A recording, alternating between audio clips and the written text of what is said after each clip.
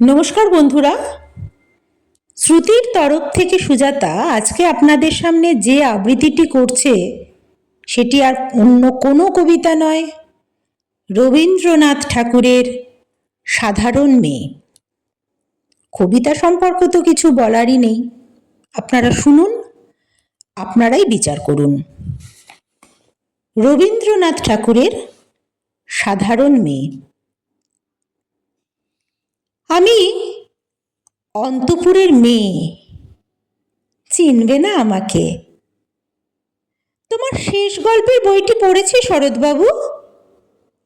বাসি ফুলের মালা। তোমার নায়িকা এলোকেশীর মরণ দশা ধরেছিল ৩৫ বছর বয়সে।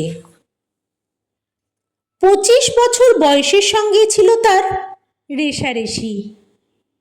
দেখলেম তুমি মহোদশয় বটে, জিতিয়ে দিলে তাকে। নিজের কথা বলি, বয়স আমার অল্প।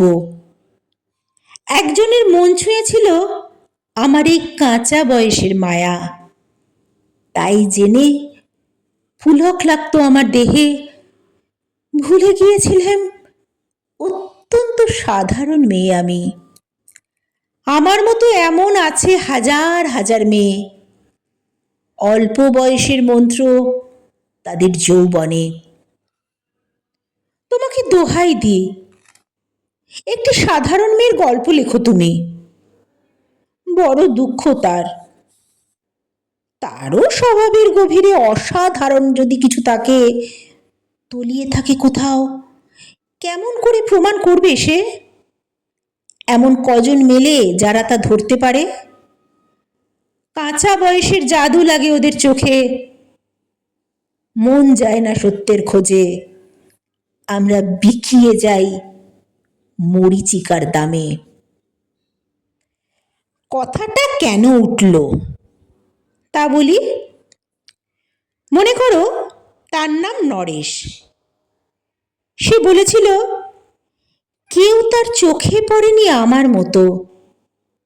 এত বড় কথাটা বিশ্বাস করব যে সাহসও হয় না, না করব যে এমন জোরও নেই।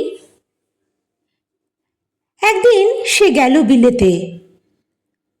চিঠিপত্র পাই কখনো বা, মনে মনে ভাবি রাম রাম, এত মেয়েও আছে সে দেশে, এত তাদের ঠেলাঠেলি ভিড়, আর তারা কি সবাই অসামান্য? এত বুদ্ধি, এত উজ্জ্বলতা, আর তারা সবাই কি আবিষ্কার করেছে এক নরেশ সেনকে, স্বদেশে যার পরিচয় চাপা ছিল ১০-এর মধ্যে।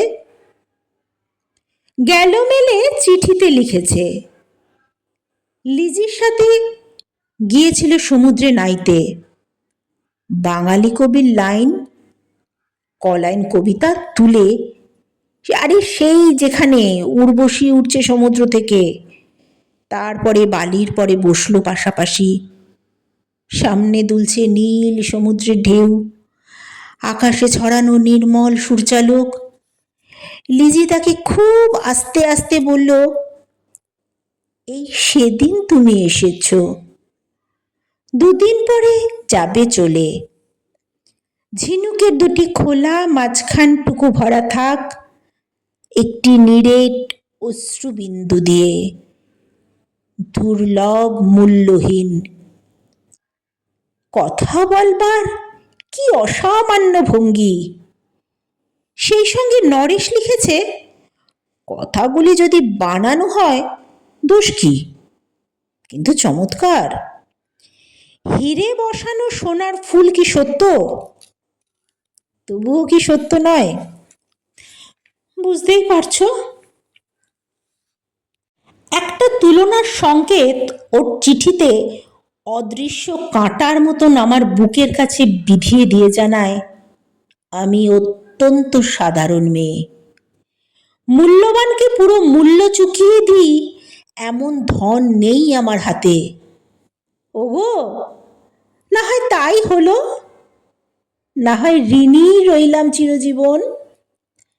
পায়ে পড়ি তোমার, একটা গল্প লেখো তুমি শরৎবাবু, নিতান্ত সাধারণ মেয়ের গল্প, যে দুর্ভাগিনীকে দূরের থেকে পাল্লা দিতে হয় অন্তত 5-7 জন অসামান্যার সঙ্গে, অর্থাৎ সপ্তরথিনীর মার।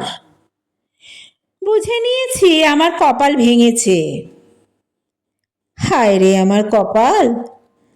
কিন্তু তুমি যার কথা লিখবে তাকে জিতিয়ে দিও আমার হয়ে। পড়তে পড়তে বুক যেন ওঠে ফুলে। ফুলচন্দন পড়ুক তোমার কলমের মুখে। তাকে নাম দিও মালতী। ওই নামটা আমার। ধরা পড়বার ভয় নেই, এমন অনেক মালতী আছে বাংলাদেশে। তারা সবাই সামান্য মেয়ে। তারা ফরাসি জার্মান জানে না, কাঁদতে জানে। কি করে জিতিয়ে দেবে? উচ্চ তোমার মন, তোমার লেখনী মহীয়সী। তুমি হয়তো ওকে নিয়ে যাবে ত্যাগের পথে, দুঃখের চরমে শকুন্তলার মতো। দয়া করো আমাকে, নেমে এসো আমার সমতলে। বিছানায় শুয়ে শুয়ে রাত্রির অন্ধকারে দেবতার কাছে যে অসম্ভব বর মাগি, সে বর আমি পাবো না, কিন্তু পায় যেন তোমার নায়িকা। রাখো না কেন নরেশকে 7 বছর লন্ডনে, বারে বারে ফেল করুক তার পরীক্ষায়। আদরে থাক আপন উপশিখা মণ্ডলীতে। ইতিমধ্যে মালতী পাশ করুক এমএ কলকাতা বিশ্ববিদ্যালয়ে, গণিতে হোক প্রথম তোমার কলমের 1 আঁচড়ে। কিন্তু ওইখানেই যদি থামো, তোমার সাহিত্য সম্রাট নামে পড়বে কলঙ্ক। আমার দশা যাই হোক, খাটো করো না তোমার কল্পনা। তুমি তো কৃপণ নও বিধাতার মতো। মেয়েটাকে দাও না পাঠিয়ে ইউরোপে। সেখানে যারা জ্ঞানী, যারা বিদ্বান, যারা বীর, যারা কবি, যারা শিল্পী, যারা রাজা, দল বেঁধে আসুক ওর চারদিকে, জ্যোতির্বিদের মতো আবিষ্কার করুক ওকে। শুধু বিদুষী বলে নয়, নারী বলে। ওর মধ্যে যে বিশ্বজয়ী জাদু আছে, ধরা পড়ুক তার রহস্য। মূঢ়ের দেশে নয়, যে দেশে আছে সমাজদার, আছে দরদি, আছে ইংরেজ, জার্মান, ফরাসি। মালতীর সম্মানের জন্য সভা ডাকা হোক না কেন, বড় বড় নামজাদার সভা। মনে করা যাক সেখানে বর্ষণ হচ্ছে মুষলধারে চাটুবাক্য, মাঝখান দিয়ে সে চলেছে অবহেলায়, ঢেউয়ের ওপর দিয়ে যেন পালের নৌকা। ওর চোখ দেখে ওরা করছে কানাকানি।